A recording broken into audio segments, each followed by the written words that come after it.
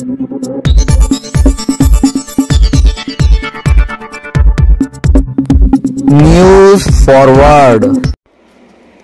Forward channel मध्ये आपले स्वागत आहे।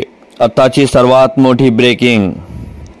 भोकरदन तालुक्यातील पूर्णा, केळणा, जुई, गिरजा आदी नद्यांना पूर। शहरातील 50 दुकानात पाणी।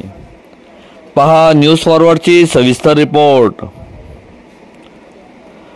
भोकरदन शहरासह तालुक्यात शनिवारी रात्रभर झालेल्या मुसळधार पावसामुळे तालुक्यातील पूर्णा, केळणा, जुई, गिरिजा नद्या व नाल्यांना पाणी येऊन खरीप पिकांचे मोठे नुकसान झाले।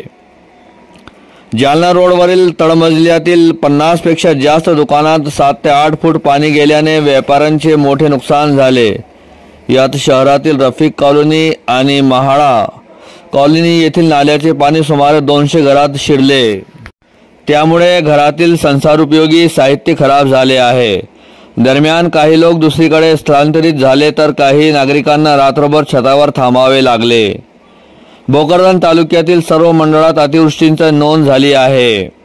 शहरातील Bharat complex, Hingraj plaza, Sonone complex, Pande complex, Gajanan offset, Mule typewriter institute, Sheetal dresses, Pise photo studio, Pise complex आदी दुकानांतील साहित्य ओले झाल्यामुळे व्यापाऱ्यांचे लाखोंचे रुपयांचे नुकसान झाले आहे।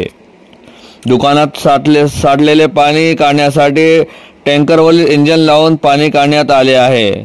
तर रफिक कॉलनीतील या नाल्याचे बॅकवॉटर गेल्यामुळे 100 ते 200 घरांमध्ये 5 फुटांपर्यंत पाणी साचल्याचे नागरिकांची मोठी तारंबळ उडाली होती।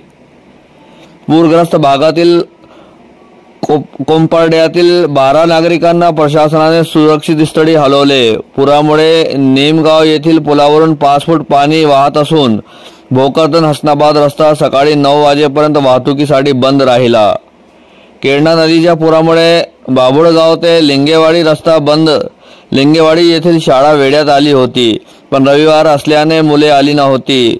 रात्री 3 वाजता सिल्लोड रोडवरील नाड्यातील पुरात बाजीराव शिरसाट यांची गाय व वासरू वाहून गेल्याची घटना घडली। त्यांच्या घरात 5 फूट पाणी आले होते। अनेक नागरिकांनी नाले अरुंद करून टोलेजंग बिल्डिंग बांधल्यामुळे नाल्यातून पाणी जाण्यास अडचण निर्माण होत आहे। शिवाय जास्त पुराने एसटी महामंडळाची भिंत देखील कोसळली आहे। तसेच अतिक्रमण व ढापे टाकल्यामुळे दुकानात पाणी शिरल्याचा आरोप यावेळी करण्यात आला आहे।